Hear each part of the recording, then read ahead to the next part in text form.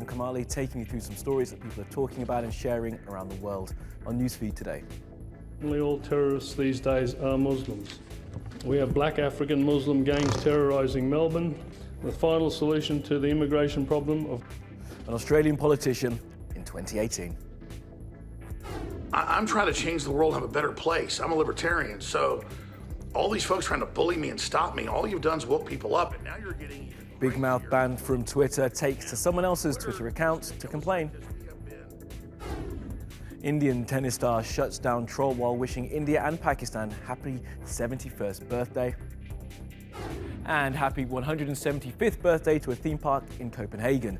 We take you to Tivoli Gardens.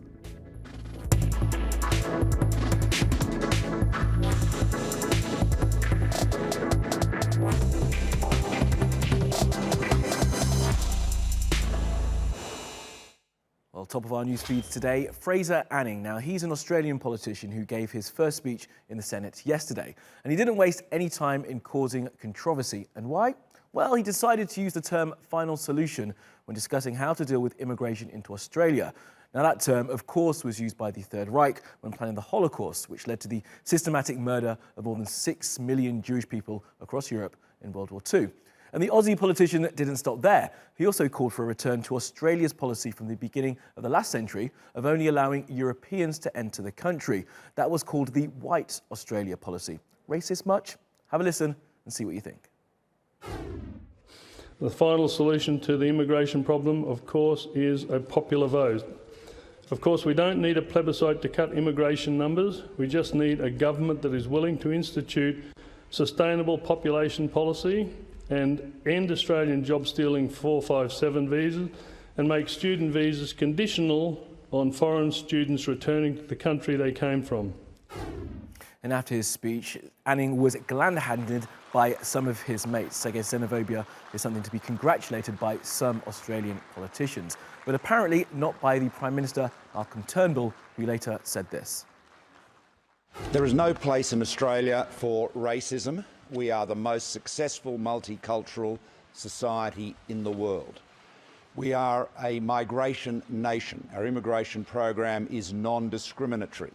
The White Australia policy was abolished by my predecessor as Prime Minister and Liberal leader, Harold Holt. Senator Anning's remarks are appalling. I condemn them and I reject them in their entirety. And Anning has even been disowned by a politician called Pauline Hanson, who, if you know, founded the One Nation Party and made a racist speech when she first entered Parliament. Now, others took to social media to complain. This from the politician Mehreen Faruqi, who says, "I'm a Muslim migrant, I'm about to be a senator, and there's not a damn thing that Fraser Anning can do about it." And Australia's outgoing Diversity Commissioner, Tim Soutphommasane, said, "Good to see so many rejecting the White Australia racism and the final solution rhetoric of Fraser Anning." And the Aussie cricketer Usman Khawaja points out the teeny tiny flaw in the White Australia policy, writing, "Technically, Aboriginals were here first." And we continue our look at repugnant humans by giving you an update on the conspiracy peddler-in-chief, Alex Jones. Now, after he lost his specious soapbox on Facebook, YouTube, Apple and Spotify last week for violating their rules of use, he's been suspended by Twitter for 7 days. This after he said in a video that people need to get their battle rifles ready against anti-fascists, the mainstream media and Chinese communists. But he used a racist term for the Chinese. Nice guy. They're suspending and may shut down completely, but at least for 7 days, the real Alex Jones account, because I violated rules in a video that I shot live last night saying Trump should do something about the censorship of the internet, where I quote all these senators, Democrat senators, Murphy and others saying, we're going to take over the internet, we're going to outlaw conservative speech. I mean, this is like bonkers stuff. And the pressure to keep him off Twitter is gaining momentum. There's a movement that was started by an activist called Shannon Coulter. She created a list which allows people to block Twitter's biggest advertisers. 50,000 people have joined it since she started it just a couple of days ago. We'll see this time next week if Twitter allows him back. Let's take a look at what else has been trending on social media. The hashtag end of war, or Shushen no Hi, is trending in Japan to mark the day the Second World War ended. And Emperor Akihito surprised many by expressing his deep remorse over Japan's role in the war. Travis Scott has got parts of the internet in a sweat after he tweeted that he will be giving away some of his money. Apparently, all you have to do is tweet him some of his lyrics and he'll give you cash. Simple. So my producer Nasli tweeted him, no cash yet, but if it comes in, we'll let you know. And it has got to Wednesday and the first animals doing stuff is here. It's a sheep in a swing. Need we say more? Now this has been watched 10 million times, and despite the lols, some animal cruelty groups have complained. Looks like he's having a good time to me. Oh dear, that's funny.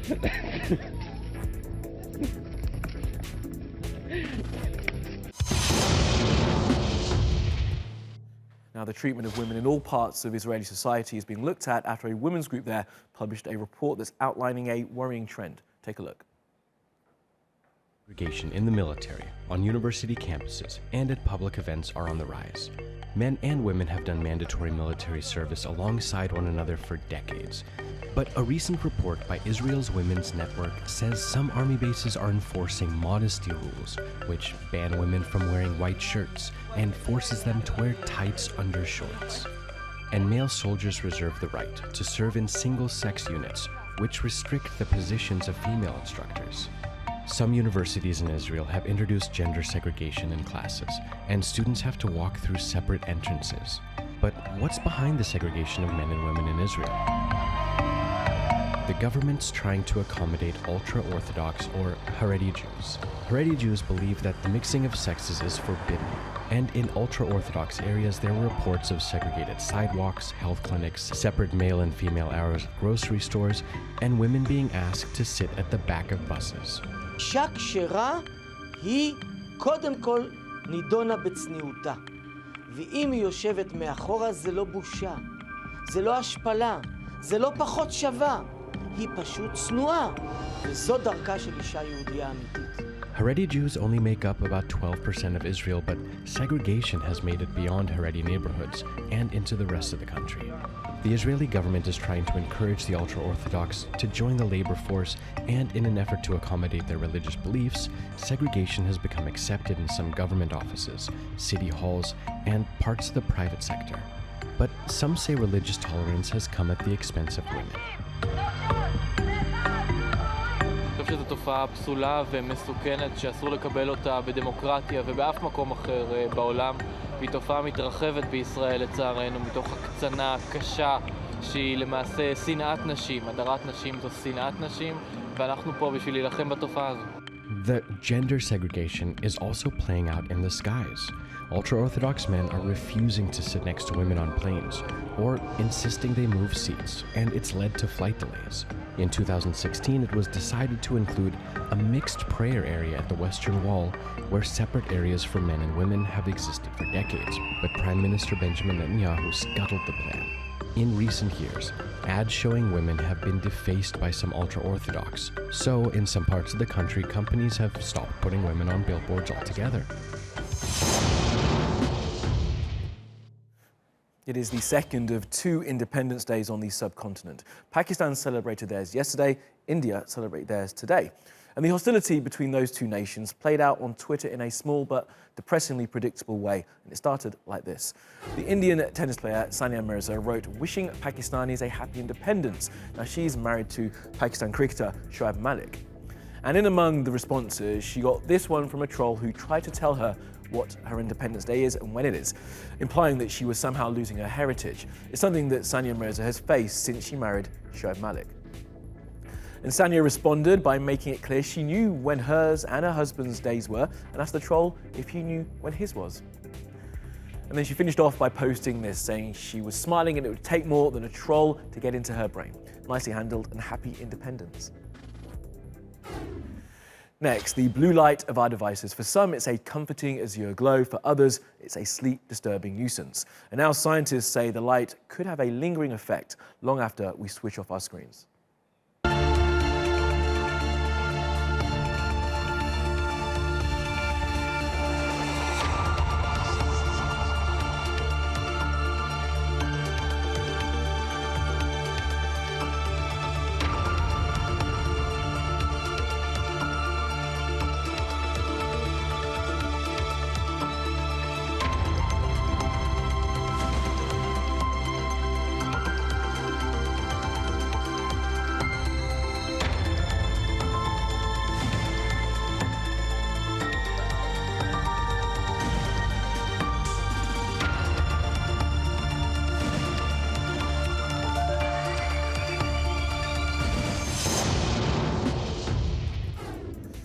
Okay, well, it's around the world now for some other stories you need to know this Wednesday. 160 robot exhibitors from around the world have showcased their latest projects in Beijing as part of China's annual World Robot Conference. Now, it comes at a time of heightened tensions between the United States and China, and US companies complaining that Chinese firms are stealing their intellectual property. But for the geeks here, it was just a good chance to show off their robotic inventions. Chicken lovers in South Africa are hangry after getting punked by a fake Instagram account for a chain called Chicken Lickin'. The account was offering a voucher worth 300 Rand to the first 8,000 people to follow the page, so thousands did, only to be told by the official Chicken Lickin' site that the one they were following was phony. 2 former founders and 8 former employees of the dating app Tinder have swiped hard left and sued the company. They say they're owed billions of dollars in damages and in loss of earnings from options that they were due. Those suing the company say it was deliberately undervalued. The company that owns Tinder says the claims are baseless. The film of the smash book Crazy Rich Asians is out. Its fans have been waiting years, and judging by early reviews, they will not be disappointed. The film is also being seen as a watershed moment for some, as it features, as the title suggests, Asian characters, not all of whom are crazy or rich, thankfully.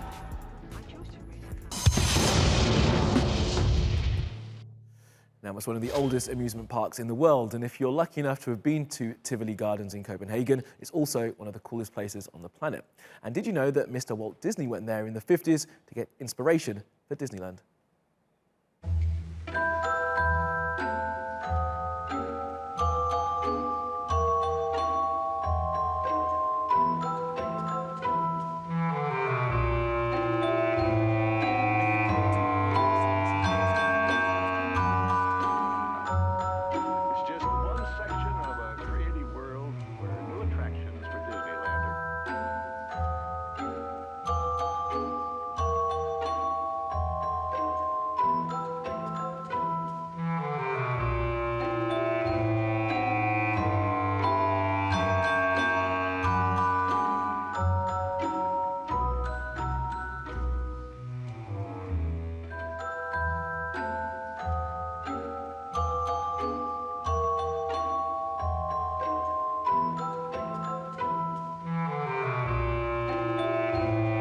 It's every year we have to go to the Christmas party in Tivoli. It reminds me of my Christmas when I was a little kid, and yeah, now you feel the tense and the excitement in the kids.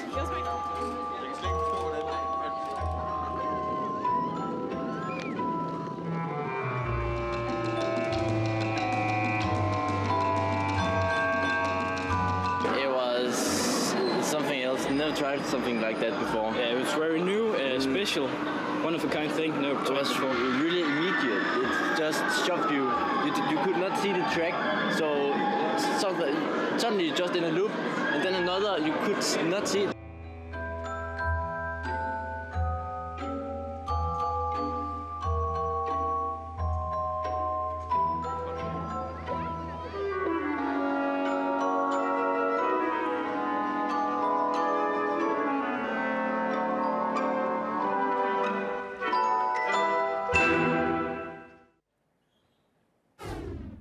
And last up, let's show you the rescue of a whale off the coast of Chile.